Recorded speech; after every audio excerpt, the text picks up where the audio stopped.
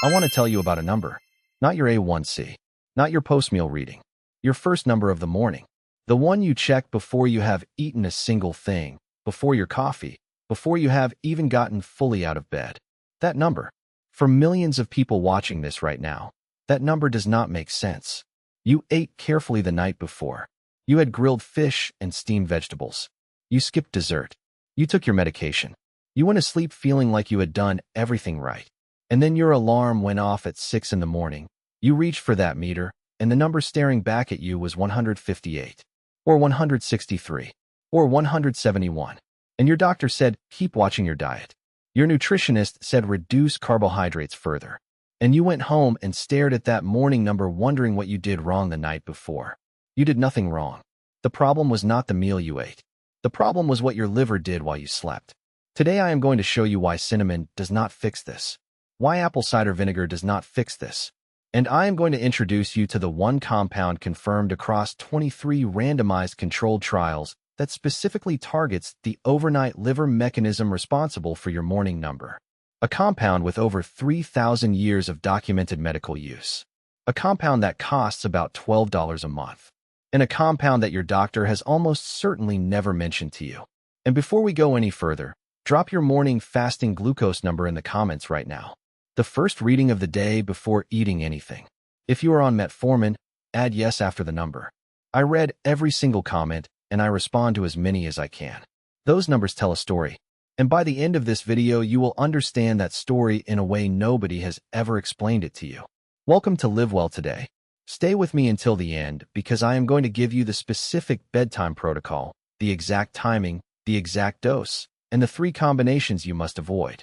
All of it. Let us begin. Before I explain the mechanism, I want to tell you about Margaret. Margaret is 67, retired nurse from outside Columbus, Ohio. 34 years of her career spent on a cardiac ward. She knows medicine. She knows how to read research. She knows what good patient compliance looks like because she spent decades watching it from the other side of the bed. When Margaret was diagnosed with type 2 diabetes 2 years ago, she applied everything she knew. She transitioned to a low-glycemic diet immediately. She eliminated added sugars. She began a consistent walking program, 25 minutes every morning. She started Ceylon cinnamon in warm water each day. She took her metformin exactly as prescribed. She tested her blood sugar twice daily and kept a written log. Her post-meal numbers responded. 2 hours after dinner, she was seeing 130, 128, sometimes 122, moving in the right direction. Margaret felt like the program was working. But every single morning, the fasting number sat between 148 and 162, day after day for 14 months. Her doctor increased her metformin at month 10. The post-meal numbers improved further. The morning number barely moved. Margaret told me that as a nurse, she found this more frustrating than most patients would, because she understood enough to know that something was wrong with her understanding of the mechanism. She was not missing a dose. She was not cheating at night. She was not doing anything differently between the nights her number was 148 and the nights it was 162. And neither pattern connected to what she had eaten. That is the clue. When your morning number has no consistent relationship to what you ate the night before, you are not dealing with a dietary problem. You are dealing with an overnight production problem. And the producer is your liver. Let me walk you through exactly what happens inside your body between midnight and 6 in the morning, because this is the mechanism that almost nobody ever walks you through. And once you understand it, your morning numbers will make complete sense. Your body runs on a biological clock, a circadian rhythm that governs sleep, hormone production, temperature, and metabolism. And one of the things that clock does is begin preparing you for waking approximately 2 to 3 hours before you actually open your eyes. Part of that preparation involves a hormone called cortisol. Cortisol begins rising around 2 to 4 in the morning, reaching its peak near the moment of waking. You can think of cortisol as your body's alarm system. Its job is to mobilize energy and make sure fuel is available when you need to get up and function. One of the primary ways cortisol does this is by signaling your liver to release stored glucose into the bloodstream. Your liver contains stored sugar in the form of glycogen. And it also has the machinery to manufacture new glucose from amino acids and fat through a process called gluconeogenesis. That word just means glucose production from non-sugar sources. Your liver literally manufactures sugar from raw materials during those overnight hours and releases it into your blood. In a metabolically healthy person, this process is small and well managed. The resulting glucose rise triggers an insulin response. The glucose gets cleared, and by the time you wake and test, your fasting number looks normal. But here is what happens in a person with insulin resistance, especially after age 60. The cortisol signal fires at 3 in the morning. Your liver releases glucose. Your insulin response, which has been weakened by years of receptor downregulation, cannot clear that glucose fast enough. The glucose accumulates in your bloodstream for hours. By 6 in the morning, when you wake and test, that accumulated glucose is what you are reading on your meter, not the consequence of your dinner. The consequence of your liver's 3 in the morning production run and your insulin system's inability to keep pace with it. This phenomenon has a name. It is called the dawn phenomenon. It was first described in detail by researchers in the 1980s and is now thoroughly documented in the diabetes literature. Research estimates that the dawn phenomenon affects 30 to 50% of people with type 2 diabetes, meaning roughly 1 in 2 diabetics has a morning fasting number driven partly or primarily by overnight liver glucose production rather than by dietary factors. Think about what that means in practical terms. Half of everyone managing type 2 diabetes is spending enormous effort on the wrong problem when they focus exclusively on daytime diet. They are fighting the meal they ate when the real battle is happening 3 hours before breakfast in the dark while they sleep. Margaret was not failing. Her daytime protocol was excellent. She just had no tool for the 4 hours her liver spent manufacturing glucose in the small hours of the morning. Until she found one. Before I introduce what does work, I want to explain specifically why the 2 most popular natural blood sugar remedies among the people watching this video do not address this overnight mechanism. Not to discourage you from using them, to help you understand why you need to add one more tool rather than replace the ones you already have. Cinnamon. The primary active compound in Ceylon cinnamon is called MHCP, methyl hydroxycone polymer. Its primary mechanism of action is activating insulin receptor kinase in peripheral tissues, meaning muscle and fat cells. It improves peripheral insulin sensitivity. That is a real benefit. That is why cinnamon helps with post-meal glucose numbers. But the evidence for cinnamon specifically addressing hepatic glucose production, the liver's overnight manufacturing process, is limited and inconsistent. A study published in the American Journal of Clinical Nutrition specifically examined cinnamon's effect on fasting glucose and found inconsistent results across subjects. The inconsistency exists precisely because fasting glucose is primarily driven by the hepatic mechanism that cinnamon does not strongly target. Cinnamon helps your cells respond to insulin during the day. It does not meaningfully tell your liver to produce less glucose at 3 in the morning. Apple cider vinegar. I see the comments about this every week. Apple cider vinegar works through acetic acid's inhibition of enzymes that break down complex carbohydrates in your digestive system. It slows the breakdown and therefore the absorption of glucose from food you eat. This is a meal-based mechanism. It works on food as it moves through your digestive system. Now think about the timing. If you take apple cider vinegar before bed, say at 10 at night, its effective window for this mechanism is approximately 3 to 4 hours. Your liver's peak glucose production begins around 2 in the morning. If you took ACV at 10, its activity has substantially diminished before the production peak begins. It was working when there was no food in your system and nothing to slow down. The mechanism that helps you has already passed by the time the mechanism causing your problem activates. What you need for the overnight hepatic mechanism is something with a fundamentally different biochemical target. Something that reaches the liver's glucose manufacturing pathway directly. Something that suppresses gluconeogenesis specifically during the overnight window. And something with enough half-life to still be active at 3 in the morning if taken before sleep. That is a very specific set of requirements. And there is one natural compound that meets all 3, with 23 clinical trials behind it. Nigella sativa, black seed, sometimes called black cumin, though it is not related to the cumin in your spice rack. Small, black, slightly angular seeds with a rough surface. They smell like thyme and pepper and something almost medicinal. That aroma comes from a volatile compound called thymoquinone. And thymoquinone is the active molecule that has been studied in over 1,000 peer-reviewed papers since the 1980s. Let me give you the history briefly because I think it matters for understanding why this compound has the research depth it does. Black seed has been used medicinally for over 3,000 years. Seeds were found in the tomb of Tutankhamun. Ancient Egyptian physicians used it for digestive disorders, inflammation, and what historical records describe as sweet urine, which is the ancient recognition of what we now call diabetes. The Prophet Muhammad, peace be upon him, is quoted in multiple hadith describing it as beneficial for every disease except death. The prophet Isaiah in chapter 28 of the Bible specifically references the cultivation and use of black cumin, which most biblical botanists now identify as Nigella. 3,000 years of consistent use across multiple civilizations. That is not anecdote. That is an empirical signal from generations of human observation.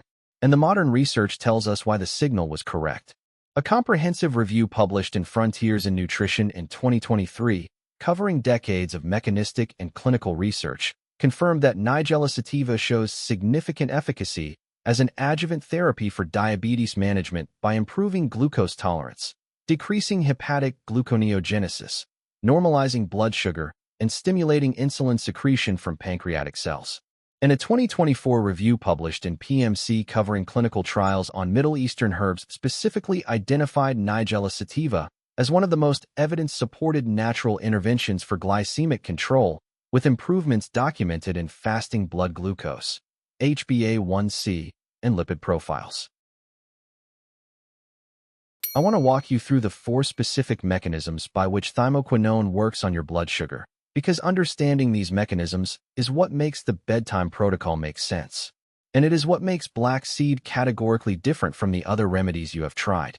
Mechanism number 1. Hepatic glucose suppression. This is the overnight mechanism, the one Margaret needed. Thymoquinone inhibits specific enzymes in the gluconeogenesis pathway, particularly glucose, 6-phosphatase, and phosphoenol pyruvate carboxykinase. These are the 2 rate-limiting enzymes in hepatic glucose production. They are the bottlenecks in your liver's overnight glucose manufacturing line. When these enzymes are inhibited, your liver's ability to manufacture new glucose overnight is significantly reduced. The production line slows. The glucose that would have accumulated in your bloodstream at 3 in the morning is simply not produced at the same rate. And your 6 in the morning reading reflects a liver that was working more quietly during those overnight hours. I want to make a specific comparison here because it matters for those of you on metformin.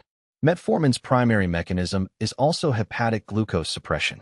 It reduces overnight liver glucose production through the AMPK pathway. Thymoquinone suppresses it through direct enzyme inhibition. Different pathway, same destination. The liver's 3 in the morning glucose factory runs at reduced capacity. This is why researchers have drawn direct comparisons between thymoquinone and metformin at the hepatic level. They are targeting the same overnight problem through 2 different biochemical doors. Mechanism number 2. Peripheral insulin sensitivity. Thymoquinone also acts as a PPAR gamma agonist. PPAR gamma is the receptor I mentioned in the flaxseed discussion.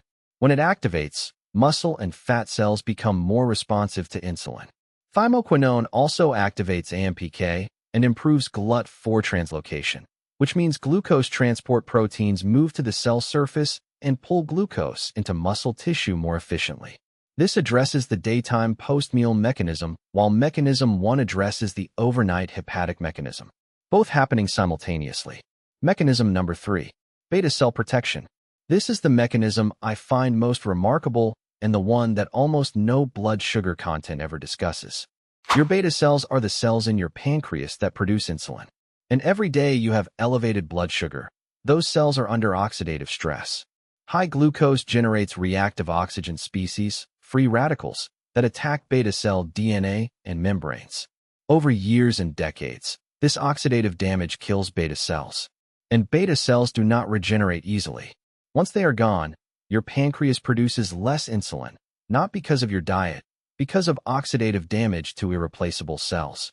Thymoquinone is one of the most potent natural antioxidants studied specifically in the context of pancreatic tissue.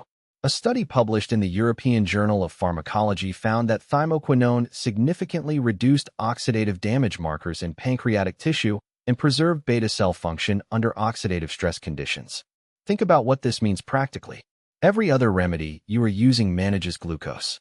Thymoquinone protects the cells that produce the hormone that does the managing. It is not just treatment. It is structural preservation of your insulin-producing capacity. Mechanism number 4. Chronic inflammation reduction. Chronic low-grade inflammation, the kind that runs silently in the background, is one of the foundational drivers of insulin resistance. Inflammatory proteins called cytokines, particularly interleukin-6 and tumor necrosis factor alpha, when chronically elevated, directly interfere with insulin receptor signaling. Your cells stop listening to insulin not because insulin is wrong, but because the inflammatory environment is drowning out the signal. Thymoquinone inhibits NF-kappa B, which is the master inflammatory transcription factor that controls the production of those cytokines. A 2019 systematic review documented consistent anti-inflammatory effects across multiple Nigella sativa clinical trials. As the inflammation decreases, insulin receptor sensitivity improves, not through any direct receptor mechanism, but by quieting the background noise that was preventing the signal from getting through. For mechanisms: hepatic glucose suppression, peripheral insulin sensitivity, beta cell protection, chronic inflammation reduction, all 4 operating simultaneously from one compound. This is why the clinical research shows consistent results across multiple populations. Let me give you the specific numbers from the research because I know many of you want to see the evidence before making any decisions. The most comprehensive and current analysis is a meta-analysis published in Complementary Therapies in Medicine in 2025, conducted following PRISMA guidelines with a database search covering evidence through January 2025. This pooled the results of 16 randomized controlled trials specifically in type 2 diabetic patients. The results: fasting blood glucose reduced by a mean of 21.43 mg per deciliter. That is a statistically significant reduction with a p-value of 0.005. HbA1c reduced by a mean of 0.44%, statistically significant at p equals 0.01. Total cholesterol reduced by 18.80 mg per deciliter. LDL cholesterol reduced by 19.53 mg per deciliter. The subgroup analysis in that same study revealed something critically important for understanding how to use this compound. The fasting blood glucose reduction was significant specifically in studies lasting longer than 8 weeks. The HbA1c, HOMA, and LDL reductions were most pronounced at higher doses greater than 1 gram per day, and with the oil form specifically. Let me put the 21.43 mg per deciliter fasting glucose reduction in personal terms. If your morning fasting number averages 155 right now, a 21-point reduction brings that to 134.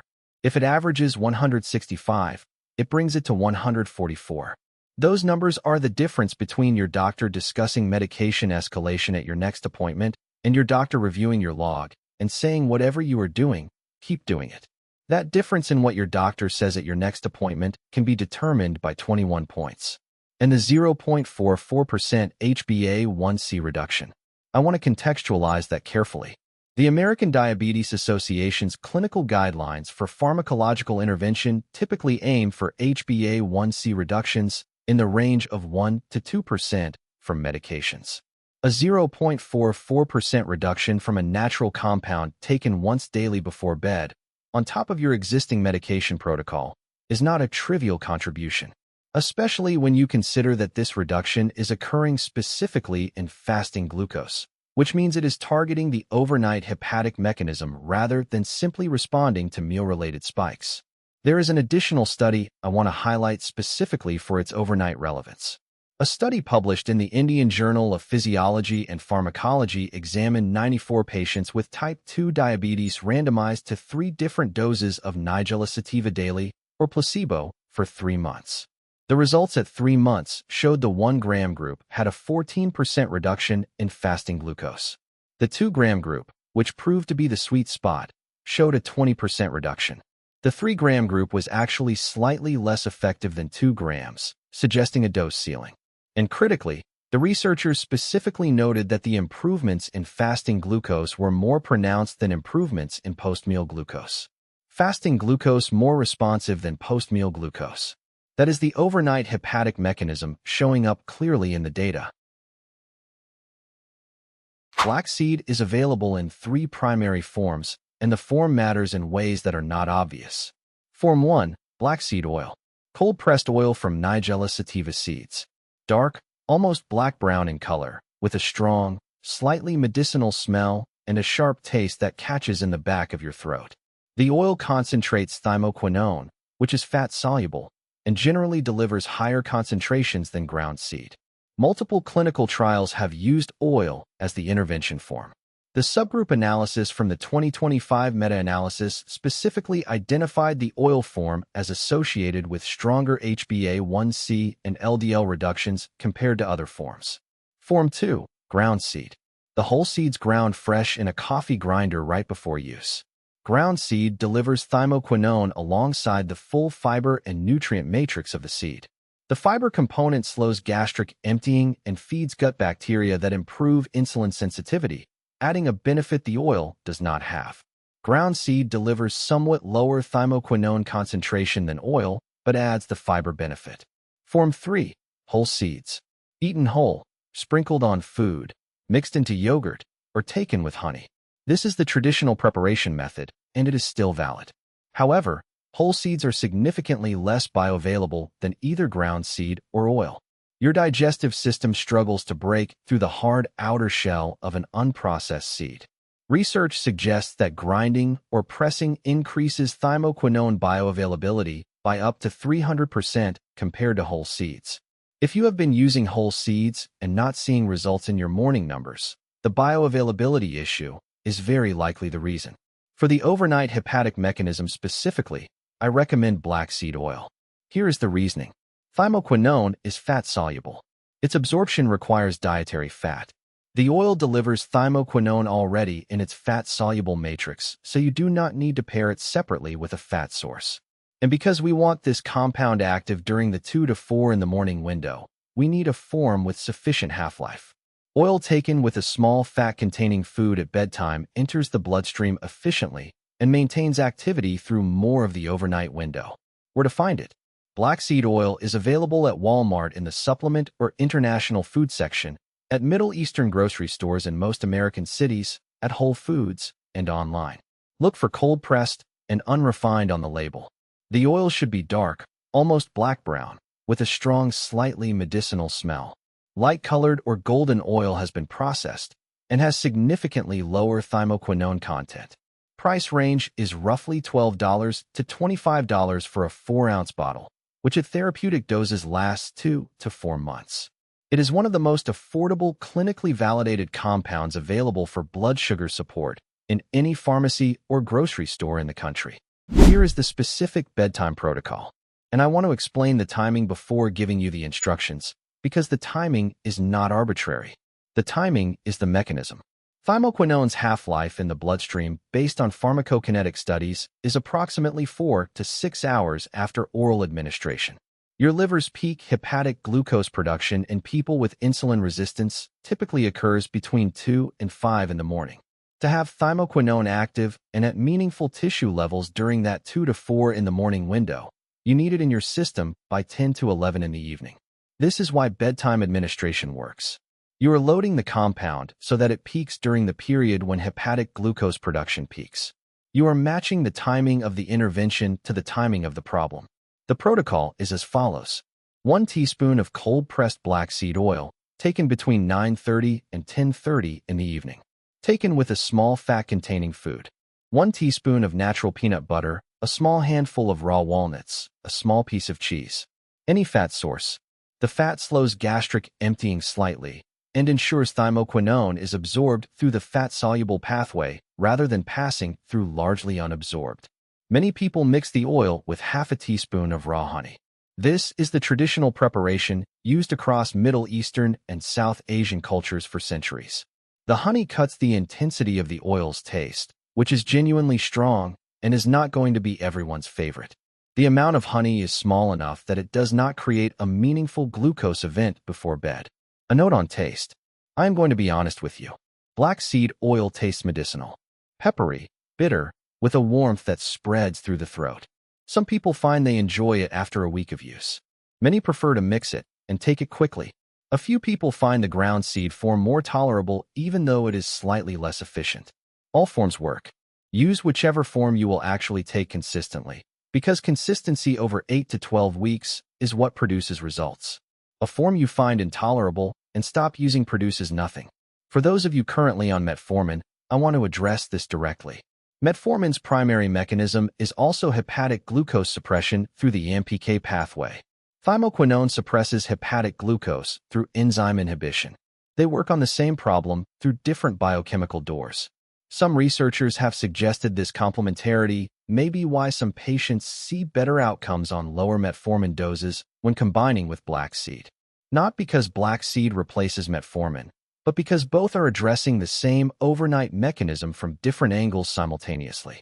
If you take metformin, this is a conversation worth having with your prescribing physician with the research in hand.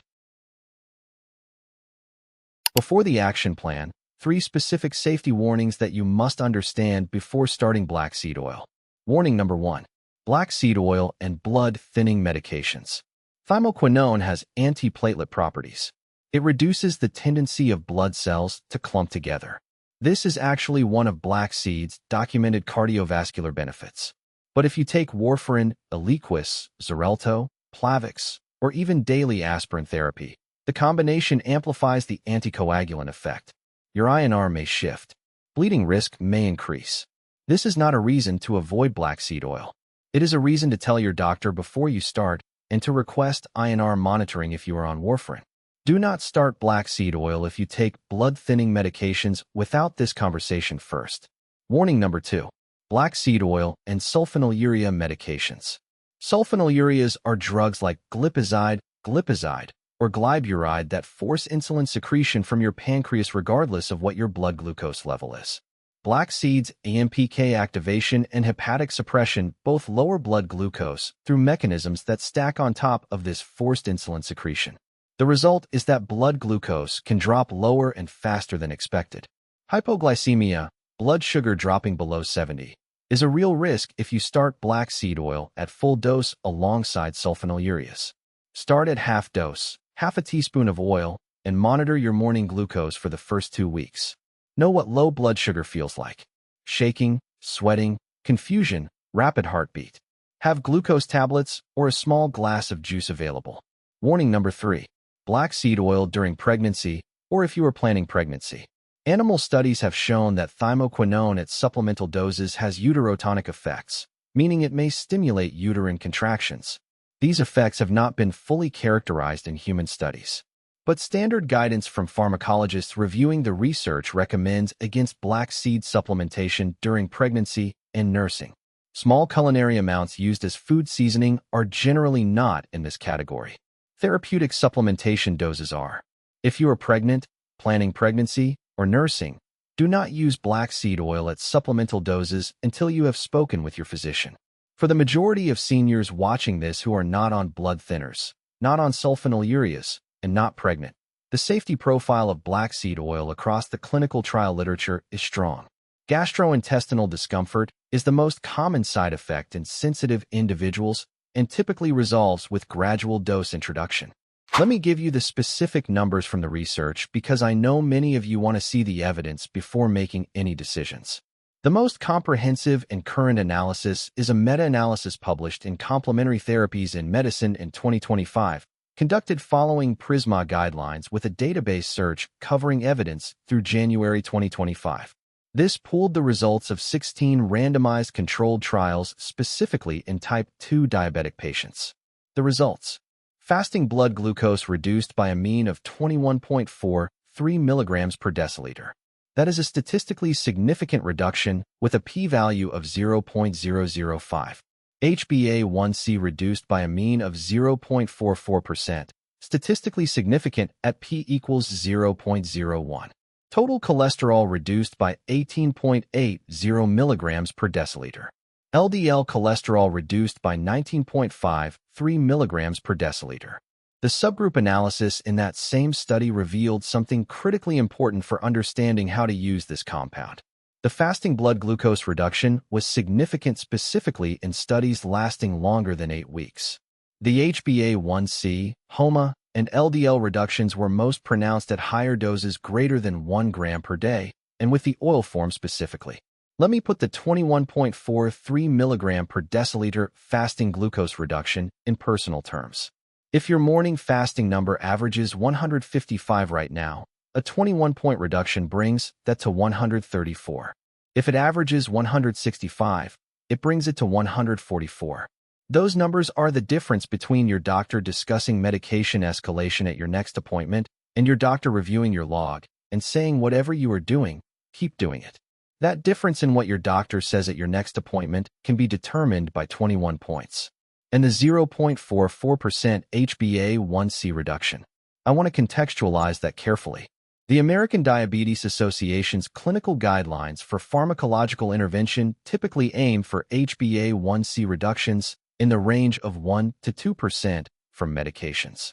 A 0.44% reduction from a natural compound taken once daily before bed, on top of your existing medication protocol, is not a trivial contribution, especially when you consider that this reduction is occurring specifically in fasting glucose, which means it is targeting the overnight hepatic mechanism rather than simply responding to meal-related spikes. There is an additional study I want to highlight specifically for its overnight relevance. A study published in the Indian Journal of Physiology and Pharmacology examined 94 patients with type 2 diabetes randomized to 3 different doses of Nigella sativa daily, or placebo, for 3 months. The results at 3 months showed the 1-gram group had a 14% reduction in fasting glucose. The 2-gram group, which proved to be the sweet spot, showed a 20% reduction. The 3-gram group was actually slightly less effective than 2 grams, suggesting a dose ceiling.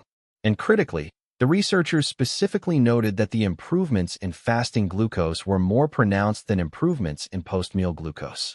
Fasting glucose more responsive than post-meal glucose. That is the overnight hepatic mechanism showing up clearly in the data. Your morning fasting number is not a mystery. It is a report. A report on what your liver did between 2 and 4 in the morning while you were completely asleep. It is not a report on your discipline. Not a report on your compliance. Not a failure of the diet you followed carefully the night before. Half of everyone managing type 2 diabetes has a morning number driven primarily by overnight hepatic glucose production. Half. And most of the natural remedies in common use, cinnamon, apple cider vinegar, the morning routines, they are excellent for daytime glucose. They were simply never designed to work during the 4 hours the liver runs its production line in the dark. Thymoquinone, the active compound in black seed oil, inhibits the specific enzymes responsible for that overnight production. 23 clinical trials, 3,000 years of documented use, a mechanism that directly complements what metformin does if you are taking it, and a cost of less than $12 a month taken once at bedtime. This is not a replacement for your medical protocol. It is the missing piece of it. Drop your morning fasting number in the comments. The one that has been frustrating you. The one that made no sense the morning after you did everything right. I want to see it. I am in the comments. If this video explained your morning number in a way nothing else has, subscribe to Live Well Today. Every video on this channel is built on peer-reviewed research, explained in plain language, specifically for you. I will see you in the next video.